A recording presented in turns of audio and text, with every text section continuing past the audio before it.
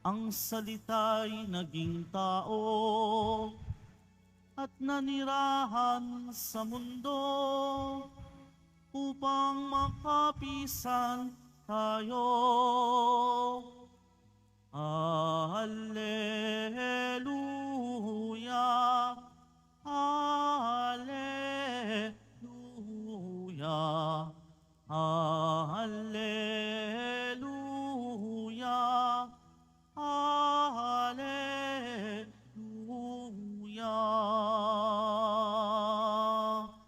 Sumainyo ang Panginoon. At sumayo rin. Ang mabuting balita ng Panginoon ayon kay San Lucas. Papuri sa iyo, Panginoon. Noong panahong iyon, ang Anghel Gabriel ay sinugo ng Diyos sa Nazareth, Galilea, sa isang dalaga na ang pangalay Maria. Siya'y nakatakdang ikasal kay Jose, isang lalaki buhat sa lipi ni Haring David. Paglapit ng anghel sa kinaroroonan ng dalaga, binatin niya ito. Matuwa ka, ikaw ay kalugod-lugod sa Diyos. Wika niya, sumasa iyo ang Panginoon. Nagulumihanan si Maria sa gayong pangungusap at inisip niyang mabuti kung ano ang kahulugan niyon. Kaya't sinabi sa kanya ng anghel, huwag kang matakot, Maria, sapagkat kinalulugdan ka ng Diyos. Makinig ka, ikaw ay maglilihi at manganganak ng isang lalaki, at siya'y tatawagin mong Jesus.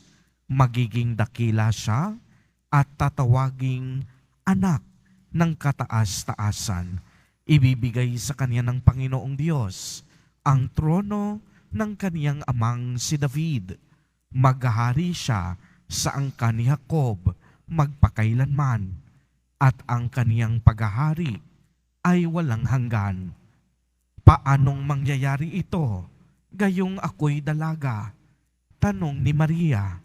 Sumagot ang anghel, bababa sa iyo ang Espiritu Santo at lililiman ka ng kapangyarihan ng kataas-taasan, kaya't banal ang ipanganganak mo at tatawaging anak ng Diyos.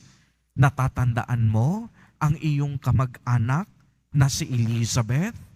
Alam ng lahat na siya'y baog, ngunit naglihi siya sa kabila ng kaniyang katandaan, at ngayoy ika-6 na buwan na ng kaniyang pagdadalang tao, sapagkat walang hindi mapangyayari ang Diyos. Sumagot si Maria, ako'y alipin ng Panginoon, mangyari sa akin ang iyong sinabi. At nilisan siya ng anghel. Ang mabuting balita ng Panginoon. Pinupuri ka namin, Panginoong Heso Kristo. Magsiupo muna po ang lahat. Magandang gabi po sa inyong lahat, mga kapatid kay Kristo. Sa lahat po ng ating mga taga-subaybay sa iba't ibang online platforms at sa lahat ng ating mga kadiboto sa iba't ibang panig ng Pilipinas at maging sa buong mundo kung saan tayo ay naaabot ngayon ng ating live streaming. Mapayapang gabi din po sa inyong lahat. Purihin at dakilain natin ang ating Panginoon, ang mahal na poong Jesus Nazareno. Mga kapatid kay Kristo at mga kadiboto, malugod po namin kayong tinatanggap sa Basilica Minor at Pambansang Dambana ni Jesus Nazareno. Ngayon po ay ating ipinagdiriwang ang dakilang kapistahan ng pagpapahayag tungkol sa magandang balita ng Panginoon, o in English, Solemnity of the Annunciation. Kung inyo pong mapapansin, ang Annunciation din ay ang unang misteryo ng tuwa sa banal na rosaryo. at ang kaganapang ito ay nagsilbing inspirasyon sa tuwing dinarasal natin ang orasyon. Matatanda ang binalita ng anghel kay Maria na sa kaniyang sinapupunan ay isisilang ang Mesiyas, ang tagapagligtas ng sanlibutan. Noong una, nabagabag si Maria sa sinabi ng anghel dahil siya'y isang dalaga. Ngunit ipinaliwanag sa kanya ng anghel na ang pagsilang ni Jesus Nazareno ay mangyayari dahil sa kapangyarihan ng banal na Espiritu. Sa buong pusong pag-asa at buong pusong pagsang-ayon ni Maria, ay nakilala natin siya bilang napupuno ng grasya. Sa English, si Maria, full of grace. Ipinahayag ni Maria ang kaniyang fiat o pagsang-ayon na magaganap nga ang kalooban ng Diyos at ito ay kaniyang tinatanggap. Hinahayaan niya ang anumang plano ng Diyos na mangyari sa kaniyang buhay. Alam po ninyo, napakalaking pribilehiyo po ang mapili at mahirang bilang ina ng Diyos. Sapagkat ang daladala ni Maria sa kaniyang sinapupunan ay hindi ordinaryong tao, ngunit totoong tao at totoong Diyos. Kaya naman, karapat-dapat lamang siyang tawagin na full of grace, bukod kang pinagpala. Bakit? Sapagkat mayroon siyang pusong marunong makinig at sumunod.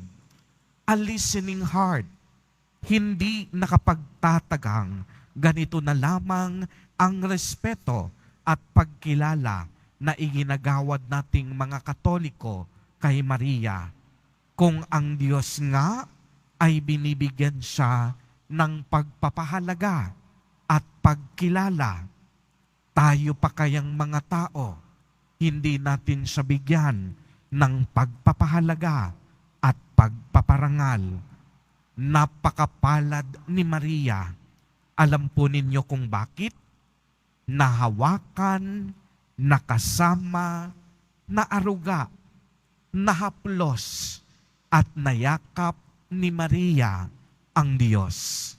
Mary has a direct encounter with God, and it is a loving and intimate encounter between the mother and the only begotten Son. Kaya naman kung tatanungin tayo kung sino sa ating nilalang ang nakaranas ng ganung kaganapan na kagaya ni Maria, tanging si Maria lamang at si San Jose, ang mga naging magulang ng ating mahal na Poong Jesus Nazareno dito sa lupa. Kaya naman, sa kanyang Magnificat ay ganoon na lamang kalaki ang kagalakan ni Maria. Pero alam po ninyo kung gaano kalaki ang kagalakan ito, napakinggan naman natin at narinig natin na ito ay mapapalitan ng napakatinding hapis sa kamatayan ni Jesus Nazareno sa krus. Bakit? Sapagkat si Maria ay isang ina. At hanggang sa kamatayan sa krus, si Maria nanatiling may pusong marunong makinig at sumusunod sa kalooban ng Diyos. Kaya nga lagi ko itong ibinabahagi.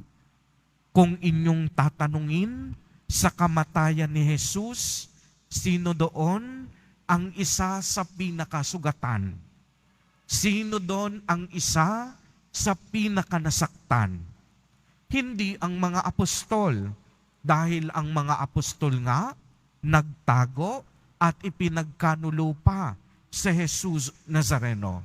Sa mga sandaling iyon, walang ibang sugatan kung hindi ang puso ng isang nanay, puso ng isang ina, ang pusong nag-aruga at ang pusong nagpalaki kay Jesus Nazareno. At gaano man kasakit ang karanasang iyon na mawala ng anak, nanatiling tahimik ang mahal na Birheng Maria dahil tinanggap niya ito, dahil na rin dapat maganap ang kalooban ng Diyos. Alam ko, marami dito ngayon, mga ina, at alam ko, ramdam ninyo ang napakahalagang responsibilidad at papel na inyong ginagampanan sa inyong mga anak. Ganon din ang papel at ginampanan ni Maria sa kasaysayan ng ating kaligtasan. Binaliwala niya ang kanyang pansariling kagustuhan upang masunod lamang ang kagustuhan ng Diyos.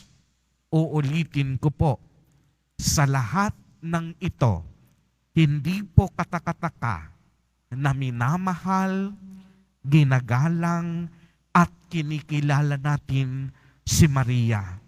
Hindi bilang Diyos, kung hindi isang tagapamagitan at tagasunod ng Diyos Ama. Paano tayo nakakasiguro? Dahil alam natin na ang ating mahal na Poong Jesus Nazareno, mahal niya rin ang kanyang ina na si Maria. Tayo pa kayang hindi hamak na mga aba ang hindi magmahal sa ating mahal na ina.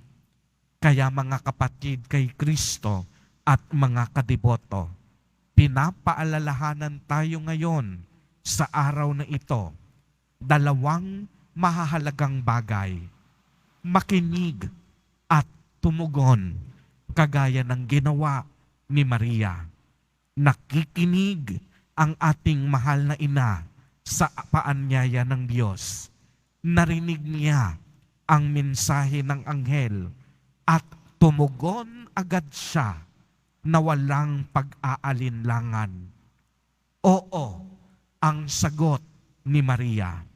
Naway mapuno rin tayo ng mga biyaya at grasya katulad ng mahal na Birheng Maria at kagaya niya, makinig at tumugon tayo ng oo sa paanyaya ng Diyos na magsisi, magbalik loob at sumunod sa kanyang kalooban. Amen. Purihin at dakilain natin ang ating Panginoon, ang mahal na Poong Jesus Nazareno.